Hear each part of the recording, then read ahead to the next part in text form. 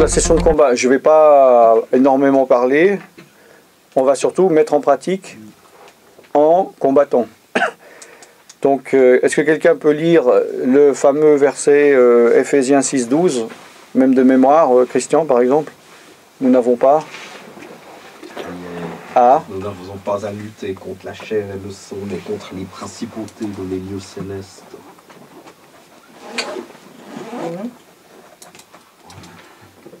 Presque, ouais. Donc nous n'avons pas à lutter contre la chair et le sang, mais contre les dominations, contre les autorités, contre les princes de ce monde de ténèbres, contre les esprits méchants dans les lieux célestes. Ephésiens chapitre 6, verset 12. Donc, quand on parle de la chair et le sang, on parle qu'on ne combat pas un être humain, on ne combat pas une personne ou des personnes, mais les esprits derrière. Des fois, il peut y avoir des personnes qui sont envoyées par l'ennemi pour nous troubler, mais ce n'est pas vraiment la personne qu'il faut combattre, parce que cette personne est animée par un esprit mauvais qui l'utilise pour nous atteindre, mais la personne ne se rend pas compte de ce qu'elle fait. Donc on n'a pas à lutter contre cette personne, mais on a à lutter contre les esprits, les démons derrière cette personne. Vous comprenez ce que je veux dire? Oui. Alors on va lire, quelqu'un qui lit à haute et intelligible voix, parce que j'ai souvent parlé de ce passage, il est tellement connu que je l'utilise pratiquement jamais, mais justement après, finalement, on ne va jamais le lire, donc on va en profiter de le lire.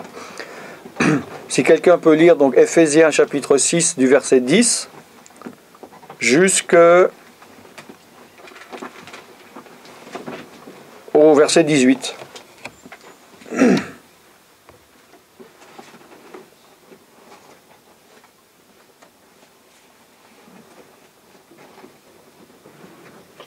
Enfin, mes frères et sœurs, fortifiez-vous dans le Seigneur. Tu peux parler un peu plus fort, c'est possible? Enfin, mes frères et sœurs, fortifiez-vous dans le Seigneur et dans sa force toute puissante.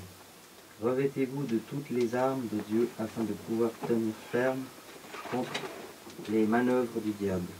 En effet, ce n'est pas contre l'homme que nous avons à lutter, mais contre les puissances, contre les autorités, contre les souverains de ce monde de ténèbres, contre les esprits du mal dans les lieux célestes. C'est pourquoi prenez toutes les armes de Dieu, afin de pouvoir résister dans le jour mauvais, et tenir ferme après avoir tout surmonté. Tenez donc ferme, ayez autour de votre taille la vérité en guise de ceinture. Enfilez la cuirasse de la justice. Mettez comme chaussure à vos pieds le zèle pour annoncer l'évangile de paix. Prenez en toutes circonstances... Un peu plus fort, tu descends là. En toutes circonstances le bouclier de la foi, avec lequel vous pourrez éteindre toutes les flèches enflammées du mal. Faites aussi bon accueil au casque du salut et à l'épée de l'esprit, c'est-à-dire la parole de Dieu.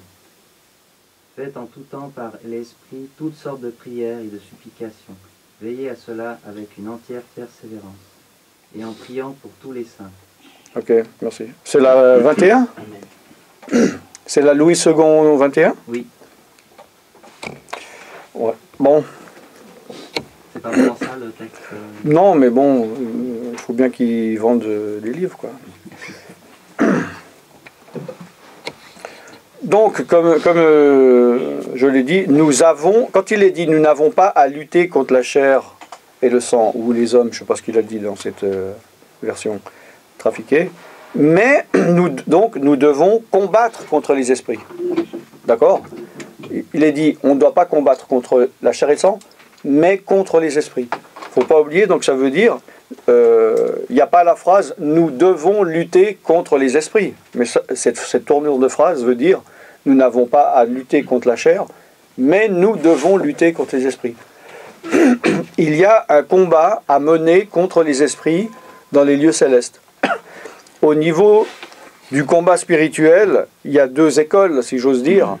Il y a deux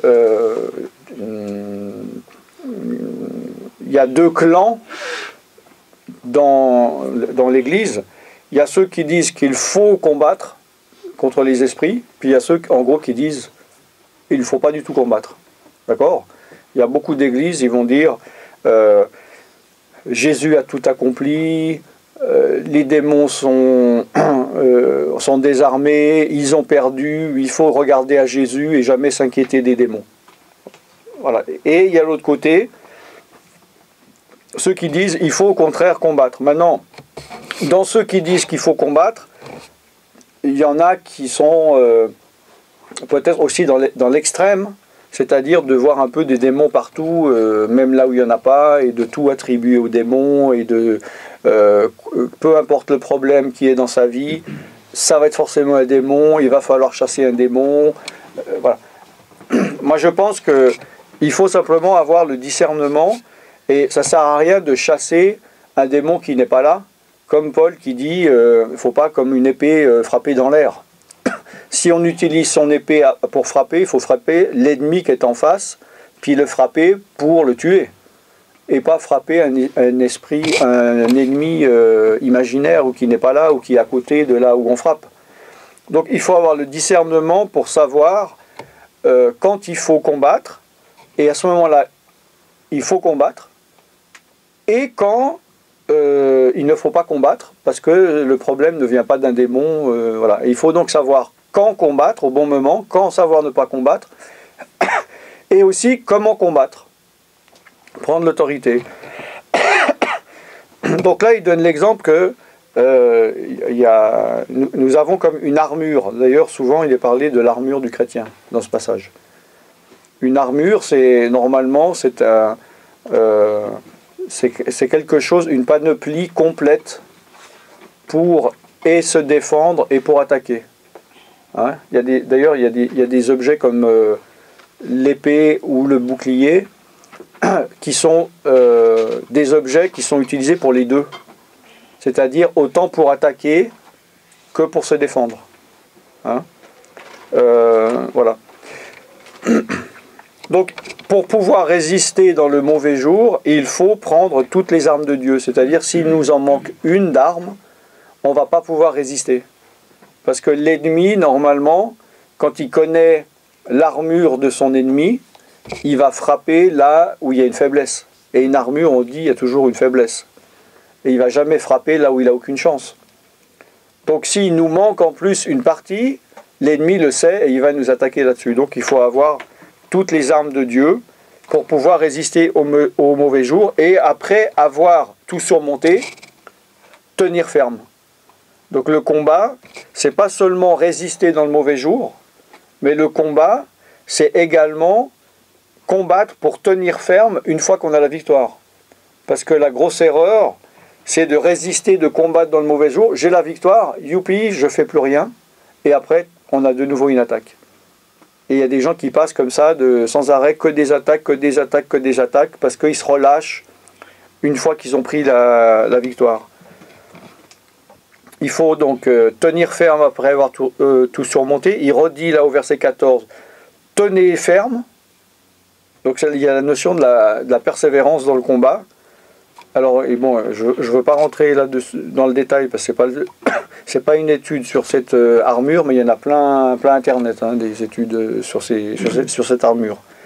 Mais donc, bon, il y a la ceinture, il y a la cuirasse, les chaussures, le bouclier de la foi, le casque du salut et l'épée de l'esprit. Je veux juste parler là donc du bouclier de la foi et de l'épée de l'esprit. Donc, avec le bouclier de la foi, on peut éteindre tous les traits enflammés du malin. Les traits enflammés du malin, pourquoi? Parce que, évidemment, à l'époque, il tirait des flèches, mais il y en a certaines qui étaient allumées. D'accord? Soit pour tirer sur la personne pour que le gars il brûle, ou bien pour brûler les boucliers qui étaient en bois. D'accord? Donc, avec le bouclier de la foi, on peut éteindre tous les traits enflammés du malin. Le bouclier de la foi, donc, on peut ne pas être efficace dans le combat spirituel et recevoir des traits enflammés du malin, des flèches avec le feu, si on n'a pas la foi. Donc, dans le combat, il faut avoir la foi. Si spirituellement je me mets en combat en me disant « Ouais, mais de toute façon le diable il est plus fort que moi, j'ai aucune chance, je ne suis pas fort spirituellement, au nom de Jésus, va-t'en », j'ai aucune chance. Il faut avoir la foi dans ce qu'on fait. Et avoir la foi dans la parole de Dieu qui nous dit que celui qui est en nous est plus puissant que celui qui est dans le monde. Oui. Donc, ça c'est une chose importante, le bouclier de la foi. Et la chose aussi importante, prenez aussi l'épée de l'esprit qui est la parole de Dieu. L'ennemi en face utilise aussi une épée, le diable utilise une épée. Il a plusieurs types d'épées. Il utilise soit la parole de Dieu telle qu'elle est, mais hors contexte, pour nous accuser avec des versets de la Bible qu'on connaît, ou bien des versets de la Bible trafiqués et corrompus. Et nous, on doit connaître la parole de Dieu pour pouvoir lui dire non, ça c'est faux, ça c'est hors contexte, ça tu l'as tordu, ça c'est pas exactement comme ça. Mais si ça on ne le sait pas, on va prendre l'épée en plein cœur en se disant ah bon, t'as peut-être raison, parce que je ne connais pas la parole. L'épée de l'esprit qui est la parole de Dieu. Amen. Donc de nouveau, l'épée de l'esprit qui est la parole de Dieu en elle-même n'a aucune puissance, il faut qu'elle soit vivifiée par l'esprit. La lettre tue, mais l'esprit vivifie, comme j'ai dit ce matin, c'est-à-dire il faut que la parole de Dieu qu'on utilise dans le combat, elle soit vivifiée par l'esprit.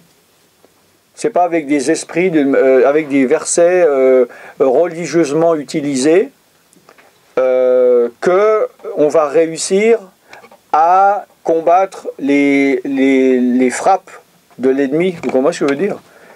Comme j'ai déjà dit, une personne qui me disait oui, moi je combats toujours et j'ai toujours la parole de Dieu comme épée. Et je lui dis quel genre de verset vous dites, puis il me dit bah, ça fait 10 ans que j'utilise toujours le même, et puis c'est le Notre Père. Et moi justement je lui ai dit mais le Notre Père c'est la parole de Dieu, non? C'est un verset de la parole de Dieu, mais il faut l'utiliser à bon escient. On ne peut pas l'utiliser n'importe quand, n'importe comment. Il y a des versets plus appropriés. Si l'ennemi m'attaque en me disant t'es pas digne, t'es pas sauvé, à quoi me sert le Notre Père? Vous comprenez ce que je veux dire? Donc il faut que la parole soit vivifiée par l'esprit et qu'on utilise la bonne parole, la bonne épée pour résister ou combattre contre le coup d'épée que l'ennemi nous donne. Alors, aussi, il y a une chose importante, c'est, puis je pense qu'on va s'arrêter là au niveau des versets, parce qu'on va mettre en pratique.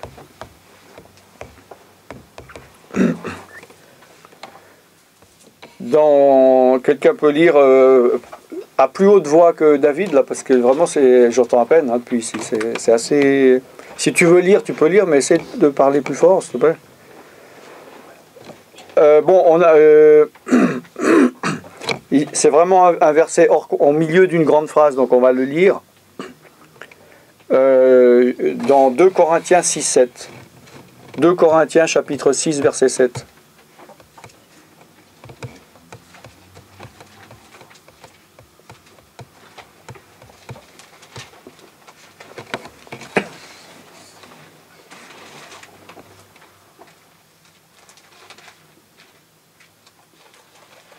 Par la parole de vérité, par la puissance de Dieu, par les armes offensives et défensives de la justice. Voilà. Donc là, en fait, le début de cette longue phrase, ça commence au verset 4. Nous nous rendons à tous égards recommandables par la parole de vérité, d'accord, par la puissance de Dieu.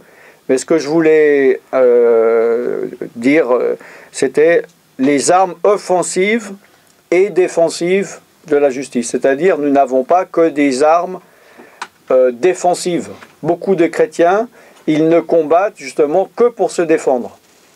Et une fois qu'ils s'en sont assez bien tirés, ils arrêtent. Nous avons aussi des armes offensives. La parole de Dieu est une épée à double tranchant. Hein? Un pour se défendre, un pour attaquer. Donc il faut utiliser aussi les armes offensives. Et c'est ce qu'on va faire dans la session de combat maintenant. C'est-à-dire, il faut utiliser les armes offensives que nous avons pour combattre l'ennemi. Il ne faut pas attendre qu'il soit à ça de nous pour commencer à nous défendre. On peut aller là où il est, dans son fief, on peut aller lui courir après, derrière les rochers, le débusquer, lui couper la tête.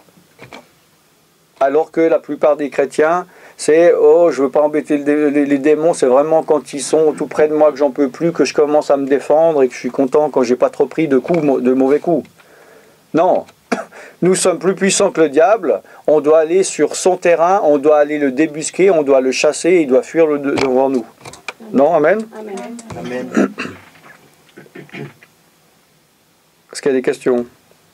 Comment est-ce qu'on doit se faire pour être plus fort? C'est marqué fortifiez-vous. Comment on se fortifie? En toute chose, en connaissance, en œuvrant, en expérimentant, en connaissance. Comment? C'est tout? Comment on se fortifie? Avec la foi. Avec la foi? En lisant la parole. En lisant la parole? C'est l'esprit qui, Pardon? c'est l'esprit qui nous fortifie en se sanctifiant. L'Esprit de Dieu en nous sanctifiant, il nous fortifie? Ouais. Donc il n'y a rien à faire. Il va nous travailler aussi, se On sanctifier, se dépouiller des Ah, œuvres ok. de péché. Il y a d'autres versions? Prévoir l'attaque. En priant en langue, en Prévoir l'attaque. prévoir l'attaque? Ouais. Quoi d'autre? En essayant de pratiquer. En essayant seulement? En essayant de pratiquer. Non, Pas en pratiquant, hein? non, on pratique. Ah, en mais pratiquant. Si on n'a pas de résultat, on se dit que... Ah, c'est pas possible de ne pas avoir de résultat. Si on met en pratique, il y a du résultat. Donc c'est pas possible de se dire ça ne peut pas, ça ne réussit pas si on essaye de pratiquer, mais si on pratique, il y a des résultats. C'est pour ça que l'ennemi ne veut pas qu'on pratique le combat spirituel, parce qu'il sait justement qu'il est vaincu. Vous comprenez ce que je veux dire? Enfin, faut pratiquer, mais correctement. Oui. C'est ça le problème. En se fortifiant en marchant par l'esprit, en ne pas marchant, voire en ne marchant pas par la chair, en priant en langue aussi, on fortifie son esprit, c'est très important. Le combat, c'est un combat spirituel et non pas charnel, on a vu dans Éphésiens 6,12.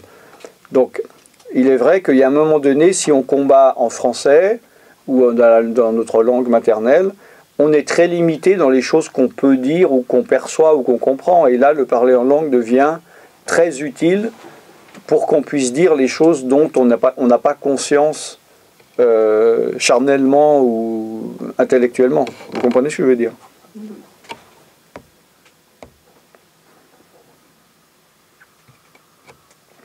Donc il faut aussi, il est dit dans Romains 13, versets 12 et 13, « La nuit est avancée, le jour approche.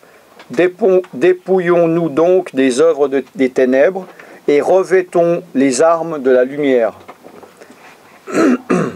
Amen.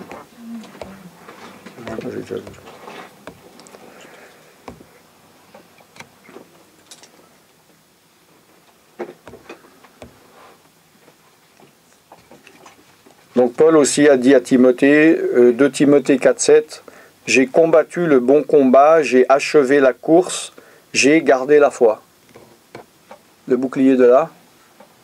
Bon, il y en a une qui suit.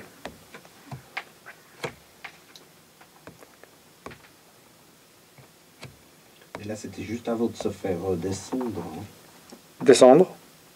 à Rome, je pense. Non? Oui, mais là, on parle justement d'un combat spirituel. C'est pas, on va pas, sinon on va se dire Pierre s'est fait pendre, l'autre il s'est fait lapider, donc ils n'ont pas eu la victoire dans leur combat. Bien sûr qu'ils ont eu la victoire dans le combat, mais le combat spirituel. À ce moment, on pourrait aussi dire à Jésus, d'une manière humaine, il a tout raté parce qu'il s'est fait crucifier. Mais non, spirituellement, il a remporté la victoire. Il ne faut pas mélanger le côté humain et le côté spirituel, non? Non? Oui. Donc le combat spirituel, c'est quelque chose qu'il faut pratiquer journellement, parce que journellement, l'ennemi va essayer de nous attaquer. Ça, il faut comprendre que le diable ne se dit pas tiens, je vais embêter quelqu'un, puis je vais le laisser tomber pendant 3 semaines, il ne m'intéresse plus. Il va essayer, dès qu'il peut, jour après jour, il va essayer de nous attaquer. Il ne s'agit pas d'être parano ou d'être sans cesse en train de combattre et d'être fatigué, de plus en pouvoir de combattre. C'est comme un soldat, si on est musclé, on se bat, on se fatigue pas.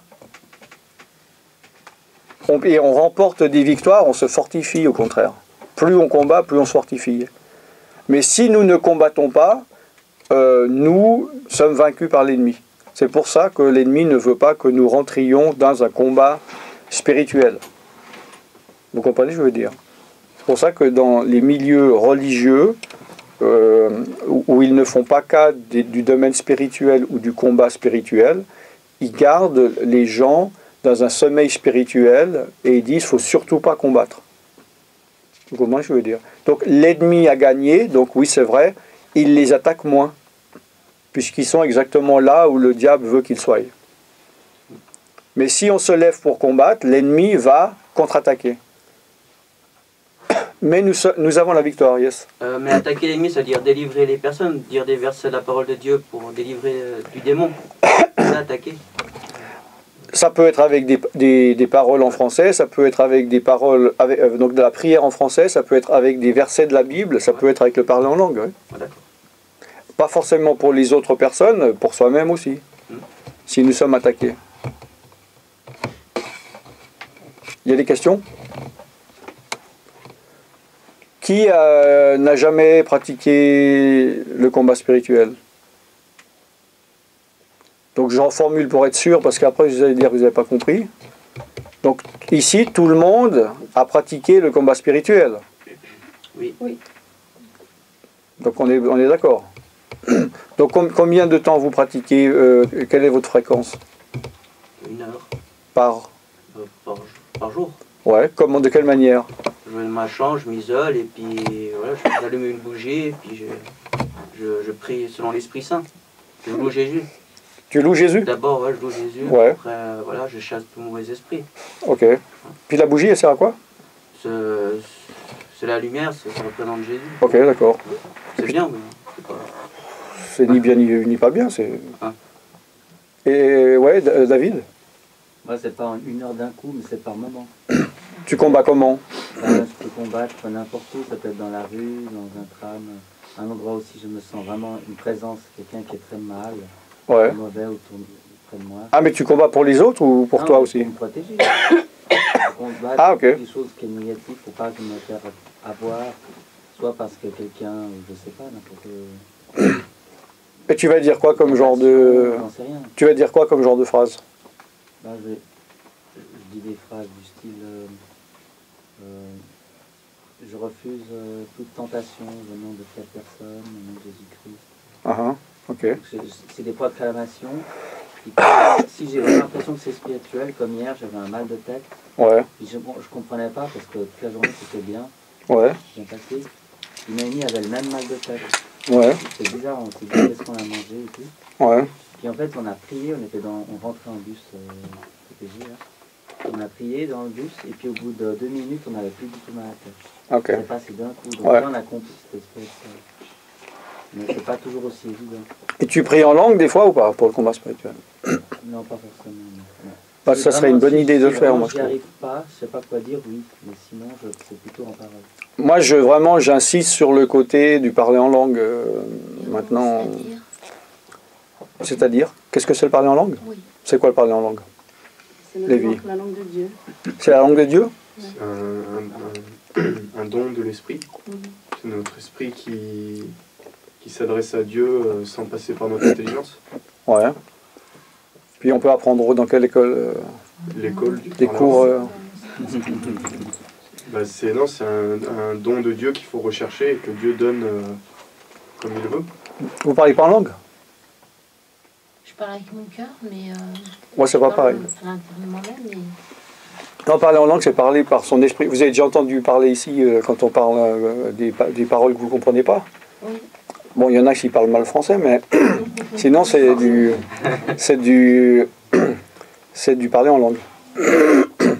Vous pouvez en effet demander à Dieu qui vous donne le parler en langue. Pour pouvoir spirituellement combattre dans les lieux célestes quelque chose qu'on ne comprend pas. Ce ne sont pas des mots qu'on a appris, ce n'est pas une grammaire ou du vocabulaire qu'on a appris. Et on combat dans les lieux célestes, vu que souvent on ne va pas savoir quel est le problème. Si moi j'ai une oppression, je ne sais pas forcément que c'est pourquoi, quel démon vient faire quoi. Donc avec mon intelligence, je vais dire, oh, au nom de Jésus, esprit d'oppression part. Je suis très limité. Donc là, après, quand je parle en langue, je peux dire des choses qui correspondent au domaine spirituel. J'ai une question.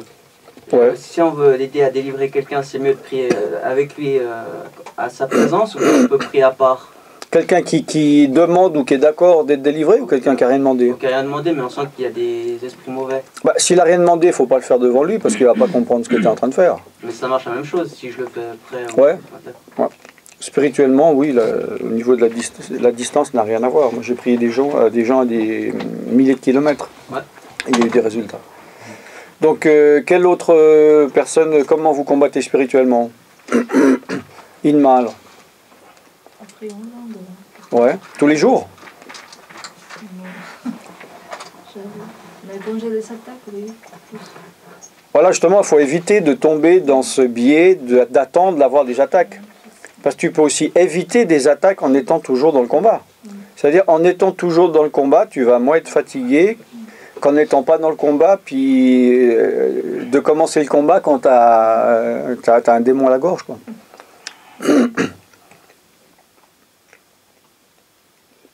Vous combattez? Comment? Plutôt, bon, c'est vrai que moi, c'est plutôt quand je suis attaquée. C'est vrai que... C'est le réflexe humain, ouais. Mais il faut dépasser ça, justement. Mais bon, voilà. Moi, c'est dans ma prière journalière, là, toujours avec la parole. Ouais. Voilà, des paroles spécifiques pour chaque chose. Moi, il y a le verset qui dit que tout qu'on lit dans la terre, ça sera lié dans le ciel. Ouais, ouais. Et tout quand on délie, ça sera délié dans le ciel. Alors j'emploie des mots comme ça pour être précis. Ouais. Après la parole, elle dit, quand elle part, elle revient toujours, elle fait toujours. Ce qui est la raison pour laquelle elle est envoyée. Ouais. Alors je Isaïe, hein. Ça. Ouais, ouais. Je vois des résultats dans ma vie. Ouais, dernièrement, il y a des choses qui sont passées, ça me donne envie de continuer. Vous voulez donner un exemple ou pas? Ou c'est privé? Non, écoutez, j'ai changé d'entreprise là, d'une façon extraordinaire. Je pars d'une entreprise qui n'est pas trop mal, pour une c'est bien meilleur, là, avec des meilleures conditions et puis voilà, un truc c'était inaccessible pour tout le monde, mais pour moi ça sauvait, les portes sont ouvertes là et puis j'ai signé déjà le contrat. Ah, donc vous savez que c'est parce que vous avez combattu spirituellement? Oui. Non, ça suis sûr. Ouais. Parce que notre entreprise, il faut dire, notre entreprise, elle était sur une prise vraiment à niveau spirituel pas bien. C'est ça la question de base. Hein. Okay. Non, mais c'est quand même quand les choses sont, ça vient de Dieu, nous on a la certitude. Ouais. On n'a pas besoin de grandes explications. On voit tout de suite. C'est ça la différence. C'est là que rentre le discernement. Le discernement. Ouais. Et ça, c'est une chose que je demande tous les jours. Je demande que d'autres choses. La sagesse, le discernement. Oui. Je n'ai pas besoin d'autre. Oui, parce que sans discernement, on ne voit pas la main de Dieu. C'est tout ce que je veux. Et puis voilà, c'est mon combat journalier. Très bien. Et toi, tu as quelque chose à dire? Tu combats? Comment?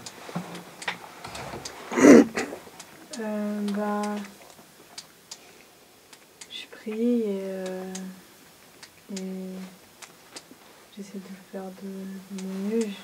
J'essaie d'apprendre avec la parole de Dieu et puis Ok. Oui, je combats tout le temps. Ah bah c'est bien comme ça. En langue, en français, en une autre langue? Comme ça vient, c'est-à-dire selon les cas, selon ce qui se présente devant moi comme l'attaque, avec des versets bibliques, oui. En langue, oui. Même avec les mains. Oui. Oui. Oui. Oui, il faut combattre en fonction. D'ailleurs, bon, là je vais donner aussi un verset. Dans 2 Timothée 2,5, l'athlète n'est pas couronné s'il n'a pas combattu suivant les règles. La guerre a des règles. La guerre a des lois. La guerre a des lois. Yes. La guerre a des règles, pardon. 2 Timothée 2,5. Et si on ne combat pas selon les règles que d'ailleurs Dieu établit dans sa parole, on ne peut pas gagner. Si on joue un jeu, les échecs et tout, et je ne joue pas selon les règles, je me fais expulser, je peux pas gagner. On est d'accord? Puisque je disais par rapport à ne pas frapper à côté de la cible dans 1 Corinthiens 9, versets 25 et 27, tous ceux qui combattent s'imposent toute espèce d'abstinence, et ils le font pour obtenir une couronne corruptible. Parce que là, il parle des sportifs qui, à l'époque, au lieu de recevoir un bouquet de fleurs là, ou une médaille, ils recevaient une couronne.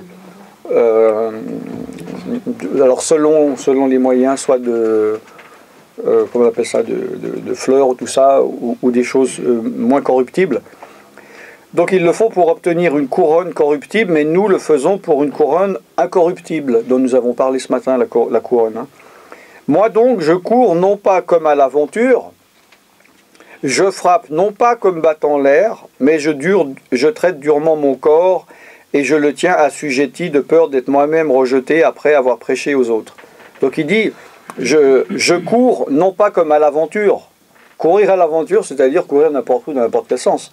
Là, le gars qui courait, qui voulait arriver au but, il devait rester dans la voie où il devait courir pour arriver au but. Et il dit, je ne frappe pas comme battant dans l'air, justement, dans le vide, parce qu'il perd ses forces, il perd son énergie, il perd son temps, puis en plus, il peut faire frapper pendant ce temps qu'il est en train de frapper dans l'air.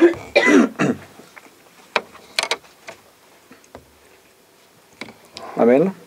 Amen. Donc je vous encourage par rapport à ce que j'ai entendu de ne pas tomber dans l'automatisme naturel et humain, de ne combattre que pour se défendre, donc en attendant qu'on soit attaqué, mais de toujours être dans le combat et ne pas attendre d'être attaqué, mais être aussi dans... C'est le chat ? Oh, il est en avance. D'habitude, il est à 17h. Qu'est-ce que je disais, moi? Personne n'écoute? Ah oui, il faut être dans le combat aussi offensif et non pas seulement défensif. Là, l'exemple que j'ai donné, c'est quand je me fais attaquer, donc je me défends, je suis dans la défense, je suis dans le défensif. Mais quand on n'est pas attaqué, il faut être dans l'offensif. Il faut pas avoir peur d'aller chercher l'ennemi, à moins qu'on en a peur puis qu'il est plus fort, puis que justement on se dise ah ouf, tant qu'il vient pas, au moins j'ai la paix. Mais si on sait qu'on est plus fort, on n'a pas peur d'aller soi-même aller chercher, c'est lui qui va partir devant nous en se disant oulala, il arrive, je pars, sinon s'il me chope, il va me couper la tête. Amen.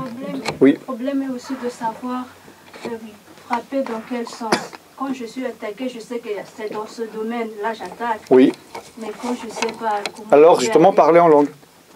Quand on ne sait pas quoi dire, on parle en langue. Oui. Non, je vais dire d'où l'expression l'attaque à meilleure défense. Oui, l'attaque peut être une défense, oui. Tout à fait. Il faut aussi tenir compte, des fois on reçoit des avertissements par l'esprit, par des rêves, par des paroles. Donc des fois, ces éléments qu'on reçoit, des fois on ne tient pas assez compte. Voilà. Parce que, moi, il me semble, des fois on reçoit des directives, puis après, ça voudrait dire qu'on doit combattre là. Oui. Et on le fait des fois pas. C'est-à-dire qu'on ne tient pas compte d'avertissements qu'on reçoit. Oui. Là, il y a tel danger, on a reçu ce songe, ou tel élément. On le voit humainement, mais après, il faut tenir compte. C'est-à-dire qu'il faut agir selon ce qu'on a reçu. Sinon, ça ne sert à rien, en effet. Moi, ça m'arrive souvent aussi. Tout d'un coup, tout va bien, puis tout d'un coup, Dieu me dit, là, bientôt, il va y avoir un combat. Jean, prépare-toi. Et si j'obéis et je me prépare, je passe ce combat assez facilement. Si je me prépare pas, en disant, ouais, qu'est-ce que tu veux qu'il arrive, je suis en pleine forme, je me fais rétamer. C'est difficile de passer ces quelques jours ou quelques semaines d'attaque. En effet. Les contre-attaques, elles peuvent venir au niveau esprit, âme et corps, à tous les niveaux. Oui. S'il n'arrive pas à attaquer, il peut envoyer un accident, je ne sais pas comment dire. Il peut là, il peut pas, comme j'ai dit, par rapport à l'armure, s'il frappe, il voit que ça ne marche pas, il te frappe 10 fois la tête et il voit qu'il y a un casque, il va essayer ailleurs. Et il va aller normalement là où c'est le plus faible. Toutes les armées, quand ils attaquent un endroit, ils vont chercher d'abord le point faible. Où est le point le plus facile? C'est pour ça que on sait que dans les villes fortifiées, il y en a beaucoup en Israël, mais pas seulement, entourées de murailles, l'endroit, c'est où l'endroit le plus... c'est la porte. Donc c'est là où ils attaquaient. Parce que soit elle était en bois, donc ils pouvaient la brûler, ou ils pouvaient la défoncer, même s'il était en métal, c'était plus facile que de défoncer un mur de pierre large comme ça. Donc ils cherchent l'endroit le plus faible, la faille, et ils tapent là-dedans.